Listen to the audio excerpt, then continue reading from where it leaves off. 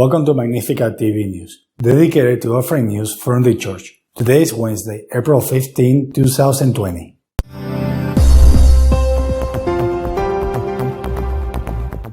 The Pope has celebrated all the acts of the Holy Week in the Vatican, behind closed doors.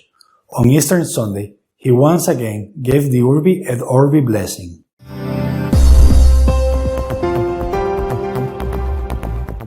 Cardinal Pell has been found non-guilty of the pederasty charges and has been released after 404 days of unjust imprisonment.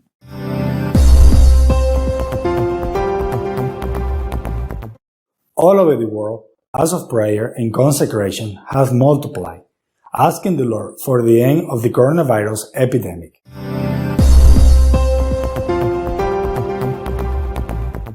A Holy Week without the faithful in the Vatican, with the Pope celebrating all the services behind closed doors, and with an Urbi et Orbi blessing without people in St. Peter's Square. His Holiness the Pope celebrated all the liturgical acts of Holy Week in the Vatican with the attendance of very few collaborators. Even the Stations of the Cross were prayed in the square, which was devoid of people for the occasion. The celebration of the Easter Vigil repeated the sad scene of Holy Thursday and Good Friday with an empty basilica. This sadness was aggravated by the fact that one of the most beautiful rites of the Easter Triduum could not take place, the lighting of the candles among the people who attends, which rarely fills with light the temple that is in the dark. In his homily, the Pope reiterated two words, hope and encouragement. When Jesus Christ appears before the women, he asks them not to be afraid, hence the proclamation of hope. Said the Pope, words that God repeats to us during the night we are going through. Because on this night we conquer a fundamental right, which will not be taken away from us, the right to hope. Have courage. With God nothing is lost, insisted the Pope, because courage is a word that in the Gospel is always on Jesus' lips. Therefore, if on the road you are weak and fragile, if you fall, do not be afraid. God offers his hands to you and tells you, have courage.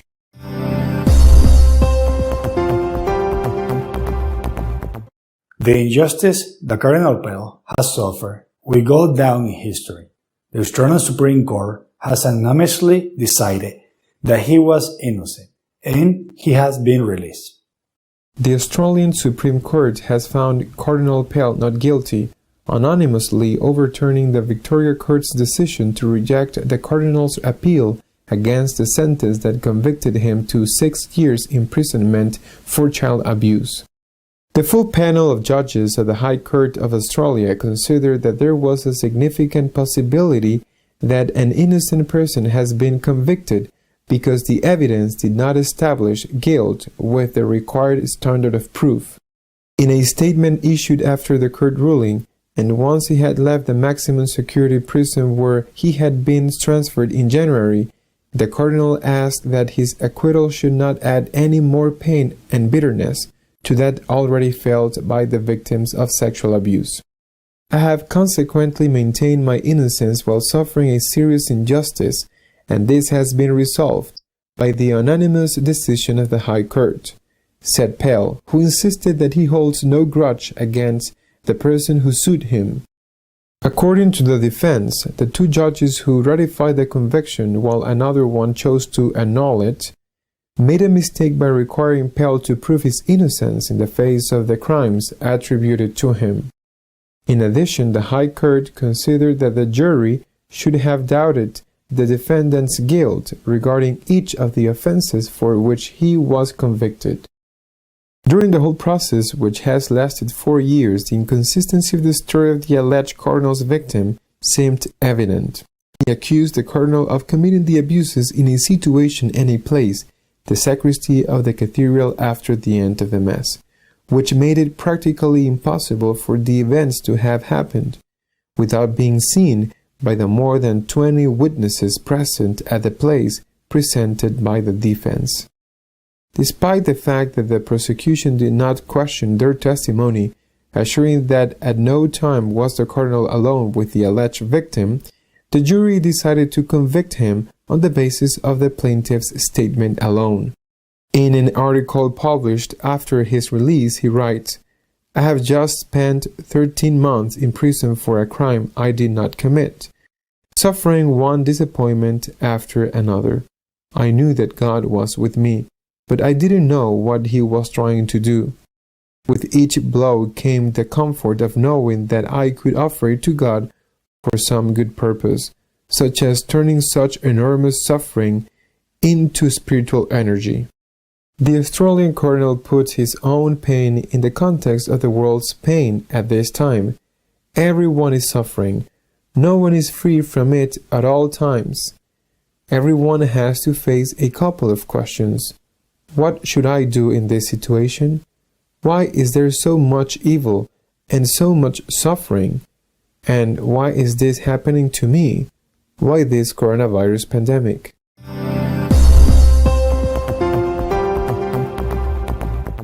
Catholics from their homes raise their eyes to heaven, asking God for mercy. On this occasion, many dioceses have made acts of consecration. At the request of its prelate, Monsignor Jean Lafitte, the Order of Malta was consecrated by the Grand Master, Fra Giacomo della Torre, to the Sacred Heart of Jesus and to the Immaculate Heart of Mary. We offer you our minds and our bodies, our souls and our hearts, our interior and exterior goods, all that we are and all that we have. We entrust to you all those to whose service we have been sent, our masters, the sick, and the poor. We ask you to always recognize in them the face of Christ the Lord, says the act of consecration, among other things. The Latin American Episcopal Conference asked all the bishops to consecrate the continent to the Blessed Virgin Mary under the advocation of Our Lady of Guadalupe, and as a manifestation of this, to have the bells ring in all the temples on Easter Day at noon. Several bishops have flown over their cities by helicopter, carrying the Blessed Sacrament to bless their people. There have also been many priests who have done the same from the bell towers of their churches. Above all, there have been many millions of Catholics who have participated through social media in the different services of Holy Week, alleviating in part the pain of not being able to be in the churches during those times.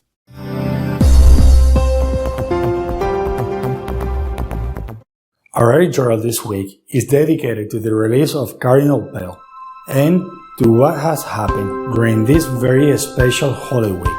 En esta Semana Santa, la Semana Santa de la Peste, han sido dos las noticias relevantes en el ámbito de la Iglesia. La primera ha sido precisamente que en muchísimos sitios no se ha podido celebrar los actos de Semana Santa con la gente, con el pueblo de Dios. Se han tenido que hacer a puerta cerrada, transmitiéndolos en muchísimos sitios donde se ha podido por algún tipo de medio de comunicación. Y la segunda noticia ha sido la absolución de parte del Tribunal Supremo de Australia del cardenal George Pell. Lo del cardenal Pell ha sido un caso de injusticia tan evidente que ponía en entredicho la honestidad de la justicia australiana. El tribunal que le condenó 2-1, por cierto, era un tribunal de 3, en el caso del tribunal que le ha absuelto era el Tribunal Supremo de Australia y estaba formado por 7 miembros. El tribunal que le condenó 2-1, porque uno de ellos dijo que era una cosa absurda esa condena, se negó a tener en cuenta los 20 testigos que presentó la defensa. Condenaron a un señor por supuestos abusos adolescentes. Uno de ellos ya fallecido, pero la madre del fallecido dijo que su hijo nunca le había dicho que hubiera ocurrido nada. Supuestos abusos a 2 adolescentes ocurridos en la sacristía de la catedral, nada más terminar la Santa Misa, cuando todo el mundo sabe que ese es un sitio abierto por donde entra y sale la gente continuamente. Repito, la defensa presentó 20 testigos de que el cardenal nunca estuvo solo y de que incluso en el momento en que dicen que eso ocurrió, el cardenal no estaba allí. No escucharon a los testigos y condenaron a una persona únicamente por la palabra de la supuesta víctima, que no presentó tampoco ningún testigo a su favor. Era un caso evidente de prejuicio anticatólico o del poder que tienen sobre determinados jueces los medios de comunicación que llevan a cabo, por ese prejuicio anticatólico, llevan a cabo un juicio paralelo, un linchamiento. Afortunadamente, el Supremo australiano, repito, por unanimidad, y eran 7, ha dicho que aquello no se sostenía. El cardenal Pell ha sido puesto inmediatamente en libertad, pero se ha pasado 404 días en la cárcel, en aislamiento. Y además, y me parece una muestra de tortura innecesaria, además no le permitieron en ese tiempo celebrar la Santa Misa. Eso para un sacerdote es de verdad un acto de tortura. Bueno, ahora habrá que preguntarse la causa, el prejuicio anticatólico, bueno, pero quizá también habrá influido el hecho de que el cardenal era uno de los máximos representantes del ala tradicional de la Iglesia, que defiende la interpretación de la palabra de Dios como se ha hecho siempre, o que quizá era el administrador de los bienes del Vaticano, el ministro de Economía de la Santa Sede, puesto allí por el Papa Francisco, entre otras cosas, para intentar acabar con la corrupción que pudiera haber en ese ámbito. ¿Se estaba acercando demasiado el cardenal a esos casos de corrupción y sus enemigos quisieron deshacerse de él? Pues esto no lo sabemos, el tiempo lo dirá. Lo que sí sabemos es que después de eliminado el cardenal, siguieron las investigaciones y no pararon los escándalos en ese sector. Por ejemplo, hay que recordar cuando la Gendarmería Vaticana entró en la Secretaría de Estado, se incautó de algunos ordenadores. Ese juicio está todavía abierto. Pero sí que sabemos que esa intervención, que desde luego no fue hecha porque sí, ni por capricho, ni de motu propio, le costó la cabeza al jefe de la Gendarmería. Repito, el tiempo dirá cuál ha sido la causa de este linchamiento del cardenal Pell. O quizá también él tenga algo que decir, porque estos 404 días se ha dedicado en la cárcel a escribir un diario que tiene más de 300.000 palabras. Me imagino que se publicará y que será, desde luego, muy interesante, especialmente desde el punto de vista espiritual, porque lo primero que ha hecho el cardenal al salir es decir que perdona a la persona que le denunció en falso y que él lo que quería era celebrar cuanto antes la misa. El otro acontecimiento de esta Semana Santa ha sido precisamente eso, que la Semana Santa ha tenido que celebrarse sin la gente. Y esto, no digo en todos los sitios donde la Iglesia está, pero sí en la mayoría. Y esto, por supuesto, causando un gran dolor a los fieles y también a los sacerdotes, a los obispos, al mismo Papa, que los principales templos de la cristiandad, el Vaticano, el Santo Sepulcro y tantos otros hayan estado cerrados al público, es una cosa inédita, una cosa histórica, es una cosa realmente muy lamentable. Aquí la culpa la ha tenido la pandemia, o sea, no es que sea el complejo anticatólico, pero hay que decir que al menos en algunos sitios sí puede haber ocurrido alguna extralimitación por parte de las autoridades públicas. Eso también habrá que estudiarlo, pero cabe esa posibilidad. Por ejemplo, pienso en lo que ha ocurrido en la ciudad de Granada, en España, en cuya catedral estaba celebrando el arzobispo el oficio de Viernes Santo con 20 personas distribuidas en una catedral inmensa donde caben 900, bueno, y que entró la policía, interrumpió el oficio, sacó a la gente con amenaza de que si no los iban a denunciar, y el arzobispo se quedó solo terminando de celebrar el oficio de Viernes Santo. Es decir, repito, será la justicia la que diga si hubo extralimitación o no por parte de la autoridad, pero la realidad es que tú puedes ir a un supermercado o a un estudio de televisión, porque ni los supermercados ni los medios de comunicación, donde se reúnen en un ámbito mucho más pequeño que una catedral gigantesca como la de Granada, esos no han parado sus actividades. Se ha considerado la alimentación y la información o el entretenimiento como cosas vitales e imprescindibles. La asistencia a la Santa Misa no. Que se hubieran pedido las mismas medidas para todos, pero para unos sí y para otros no. Repito, creo que esto esta es una lección que nos deja esta Semana Santa y que es una lección que hay que tener en cuenta para el futuro por lo que pueda ocurrir.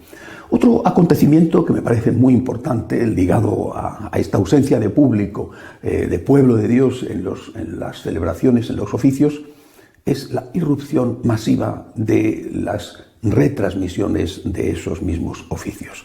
A veces han sido con medios sencillos, rudimentarios, un párroco que conectaba su teléfono a Facebook o a YouTube y lograba transmitirlo y lo veían sus feligreses y alguno más. Y otras veces han sido medios mejor preparados y ya con experiencia y con rodaje.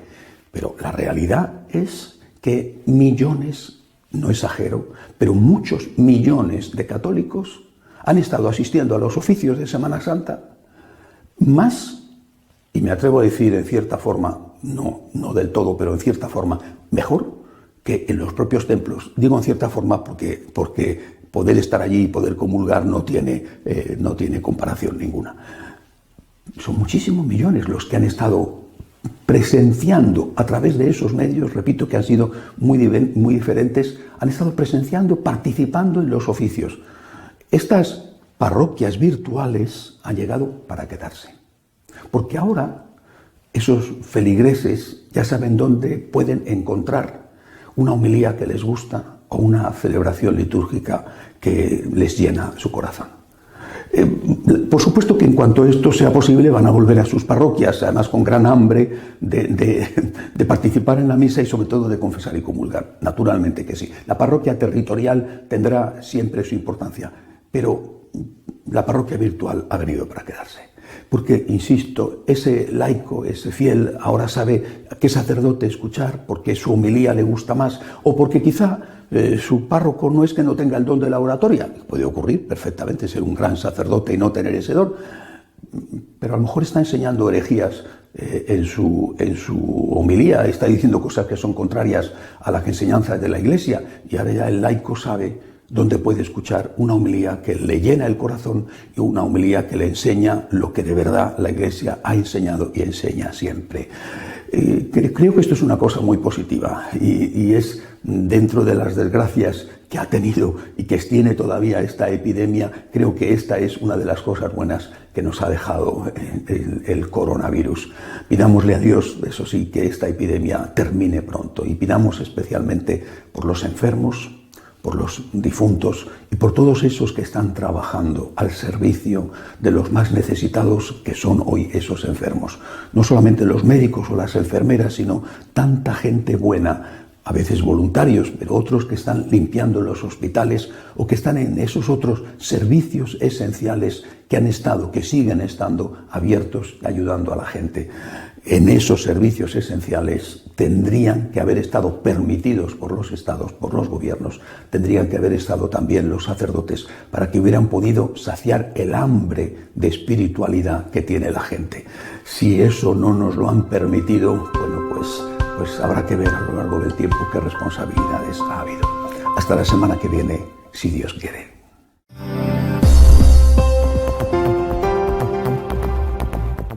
If you were to be up to date about what is happening in the church, follow us in our page www.catholicsonline.org. See you next week, God willing.